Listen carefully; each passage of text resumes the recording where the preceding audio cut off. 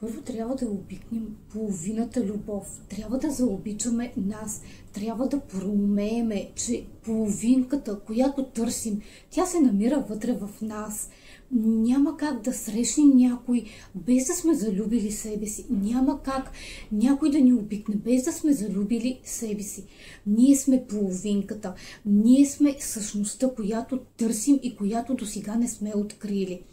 Когато проумеем това и когато започнем да работим със себе си, така че да заобикваме нас самите, тогава ще проумеем колко малко ни е трябвало, за да обикнем света и колко малко ни е трябвало, за да света обича нас. Илюзията, че някой трябва да обича нас, че някой трябва да е до нас, че трябва да имаме опора в някой друг, прави точно това непроумяване, защото ние не можем да проумеем, че ние сме човека, първия човек. Ние сме този, който случва нашия свят. Ние сме този, който задвижва света. Ние сме този, който захранва Вселената с нашите емоции, с нашите мисли, слова и действия. Нека да насочим действието не навън от нас, а действието вътре в нас, така че да търсим себе си вътре в нас, защото когато ние открием себе си в нас,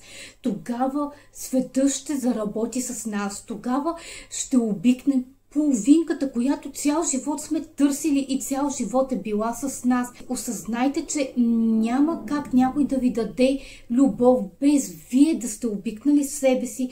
Осъзнайте, че няма как да случвате каквото и да е в живота ви, без да обичате себе си. Защото любовта е тази енергия, която, когато липсва, ни отчуждава на първо място от самите нас и ни отчуждава от хората, от света. И любовта е тази енергия, която и позволим да навлиза в нас, ще ни покаже кои сме ние в действителност. Тя ще ни покаже колко сме красиви, колко сме приветливи, колко сме очарователни, колко сме... Ние сме всичко, което търсим от другия. Нека в нас да заработят вътрешните наши условия, а да оставим външните условия, те да си вършат тяхната работа.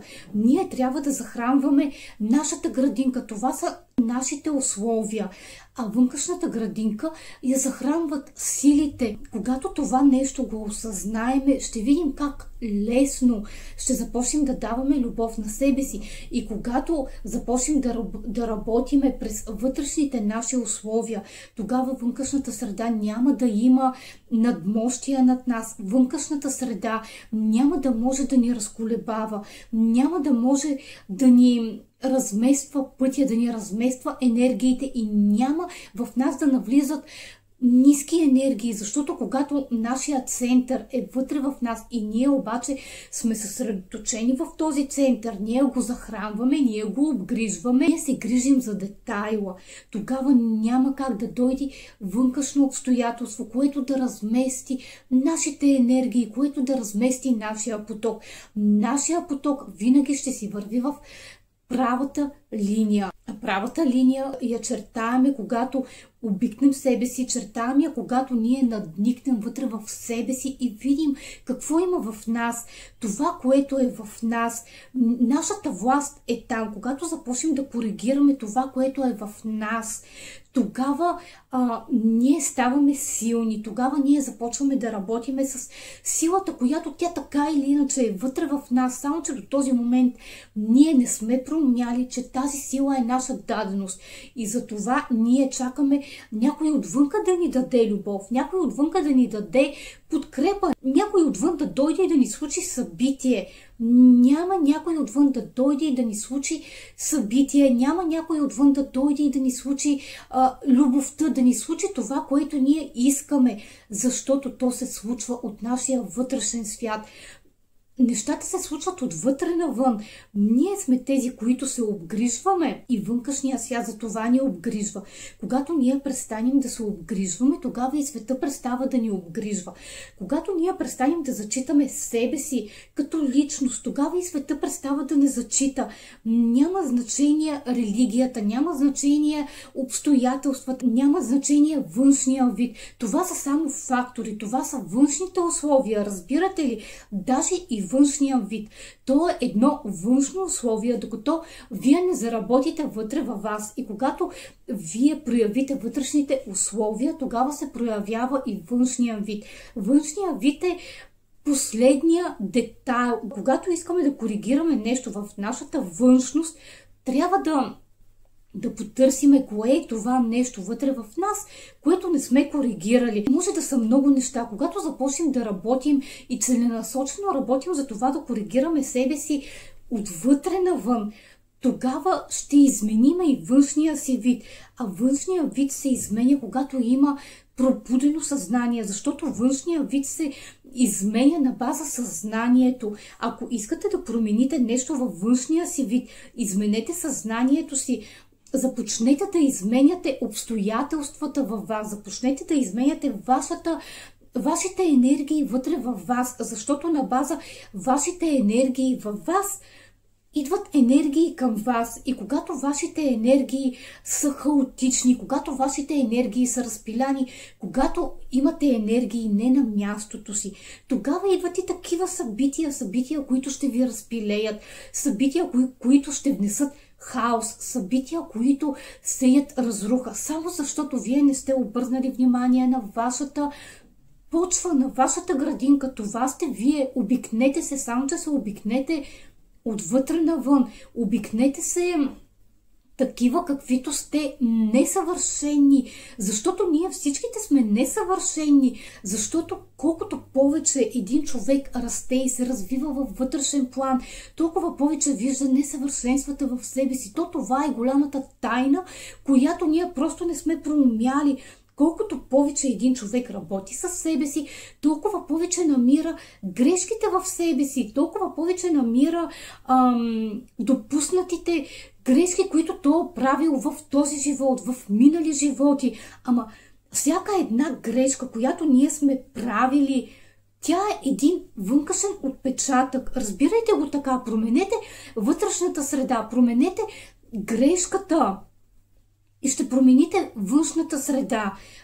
Променете грешката и съзнанието ще израсне, защото когато един човек започне да работи с цел да променя грешките, да ги заличава, тогава съзнанието израства. Защото старото съзнание е това, че ние заличаваме нещата, когато ги отречем. Но това не е съзнание в развитие. Това е съзнание, което не ни позволява ние да растем.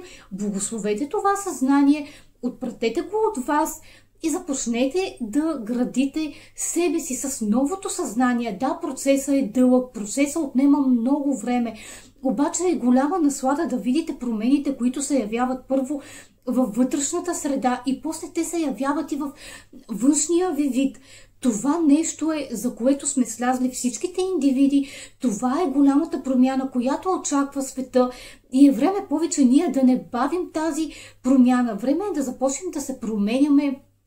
И когато има нещо, което ни харесва в вънкашната среда, да променяме нещо вътре в себе си. И когато промениме себе си така, че ние да се харесваме, тогава ще усетиме наистина лекотата, тогава ще усетиме труда, тогава ще усетим какво нещо е да работим със себе си, защото до този момент, допреди ние да променим нещо във вънкашната среда, нещо в нашия външен вид, ние не сме работили със себе си така, че да работим заедно с силата, защото външния вид се променя, когато един човек работи заедно с силата. Когато не работите с силата, няма как да се промени външния вид, така че мобилизирайте се и започвайте да работите вътре с вас. Това сте вие. Външния вид е една много малка част от това, което са вашите енергии. Външния вид е една много малка част от всичките енергийни центрове, които сформират човека. Защо ние се фокусираме върху външния вид, върху малкото, върху това, което не може да ни движи напред, защото е мимолетно, защото във всеки един миг, когато ние не сме си погледнали нашата градинка и ние обработваме, ще мине дадено събитие и ще разруши това малкото. Обаче основата, целостта е нашата вътрешност, нашите енергийни центрове. Няма как да бъдат разрушени, няма как да мини каквото и да е събитие и да разруши нашите вътрешни центрове. Когато ние работиме с силата, ние сме подали ръка на силата и силата ни е подала ръка. Силата вече ни защитава. Ние влизаме във владението на силата. Оттам нататък няма събитие, което да дойде и да ни тормози. Няма събития, което да дойде и да срути нещо, което ние сме съградили, нещо, което ние сме направили. Може да има моменти, в които сме в застой. Може да има моменти, в които ни се струва, че все едно отиваме назад и света ни се срутва, но това е защото голям отпечатък се премахва от нашите енергийни центрове.